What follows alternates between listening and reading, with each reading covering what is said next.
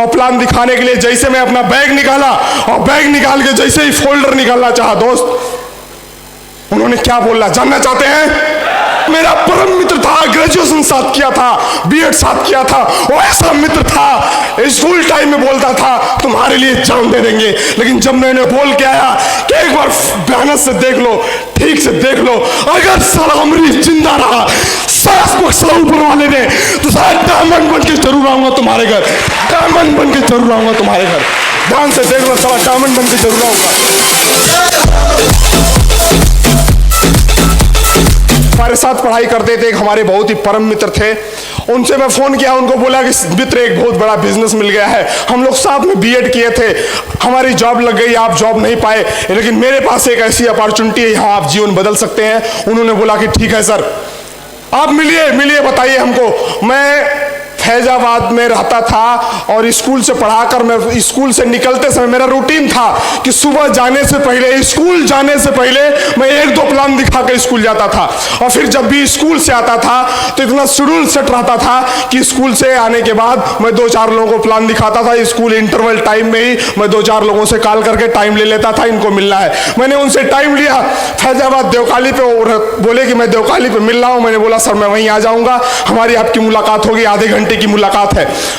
जैसे ही मैं देवकाली के पास पहुंचा, उनको फोन लगाया, हमारे तमाम साथी फैजाबाद अम्बेडकर नगर के हैं, मैंने उनको फोन लगाया, मैंने बोला मित्र देवकाली पर आ गया हूं, बोलिए। वो बोले कि सर देवकाली से कुछ जरूरी काम था, मैं मया बाजार आ गया हूं, वहां से 20-25 किलोमीटर दूर ये मार्केट है।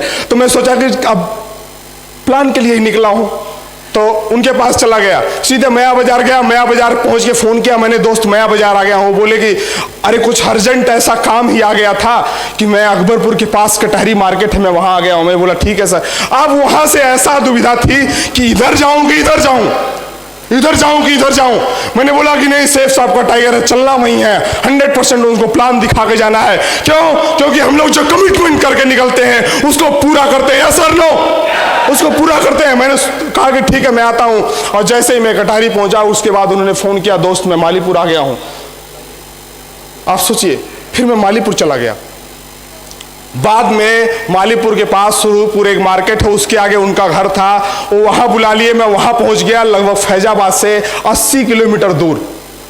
और शाम हो गई, तब तक पहुंचते पहुंचते शाम हो गई, अंधेरा हो रहा था। मैं बोला कि आज तो प्लान दिखा के जाना है। और प्लान दिखाने के लिए जैसे मैं अपना बैग निकाला और बैग निकाल के जैसे ही फोल्डर निकालना चाहा दोस्त, उन्होंने क्या बोला जानना चाहते हैं? जानना चाहते हैं? जानना चाहते हैं? और मेरा परम मित्र था, ग्रेजुएशन साथ किया था, बीएड साथ किया था, वो ऐसा मित्र था, स्कूल टाइम में बोलता था तुम्हारे लिए जान दे देंगे। लेकिन जब मैंने उसको फोल्डर निकाला, मैंने बोला कि ये प्लान है, तुरंत उन्हें मेरा फोल्डर पलट के अंदर रख दिया और बोला कि मैं समझ रहा था तुम इसीलिए आ रहे हो, हमको एक दोस्त के माध्यम से पता चला तुम ऐसा काम करते हो। और फिर उसके बाद उन्होंने बोला तुम ईमानदारी से बताओ, हम अगर ज्वाइन कर लेंगे तो तुमको कितना पैसा मिलेगा? हमने बोला दोस्त बिजनेस वॉल्यूम, अगर आप 200 बिजनेस वॉल्यूम से ज्वाइन करते हैं तो हमको इतना पैसा मिल जाएगा।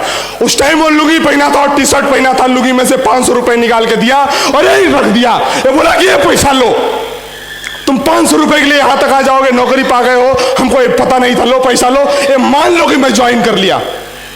और आप लोगों के साथ भी ऐसा हुआ होगा, या सर नो?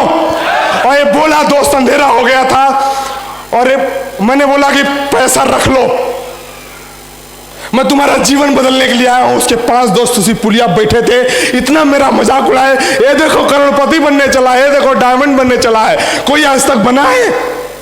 कोई आज तक डायमंड बना है? किसी का जीवन बदला है? मैंने किसी के बारे में बताया लेकिन बिलीव नहीं किया और मेरा 15 मिनट तक बहुत ही मजाक उड़ाया। बोला जिस दिन बन जाना उस दिन आना और ये लो 500 रुपए तेल डला लेना। मैंने बोला कि कतई नहीं। और दोस्त, वो ऐसा दोस्त था मेरा कि मैं जब भी उसके घर जाता था तो शाम को वापस नहीं आने देता था। उसके मम्मी पापा हमको घर वापस नहीं आने देते थे, वो खिलाता था, खिलाने के बाद सुबह हमको घर पहुंचाता था। लेकिन उस दिन ऐसे भेज दिया वापस और फैजाबाद वापस आना था। ठंडी कड़कड़ाती ठंड थी, मैं स्कूल गया था, सही से जैकेट भी पहन के नहीं गया था, रूह कांप रही थी एकदम।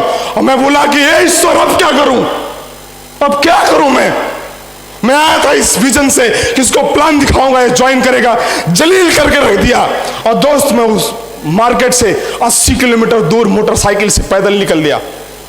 और रास्ते में ऐसे ऐसे दिक्कतें आई, रास्ते में रियल में दोस्त मैं वापस जरूर आ गया था, वापस जरूर हो गया था, लेकिन मैं उस बंदे से बोल के आया कि एक बार मेहनत से देख लो, ठीक से देख लो, अगर साला अमरीश जिंदा रहा, सास बख्शा ऊपर वाले ने, तो साला डायमंड बन के जरूर आऊंगा तुम्हारे घर, डायमंड बन के जरूर आऊंगा तुम्हारे घर।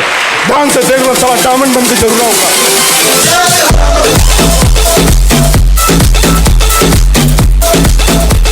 Thank you.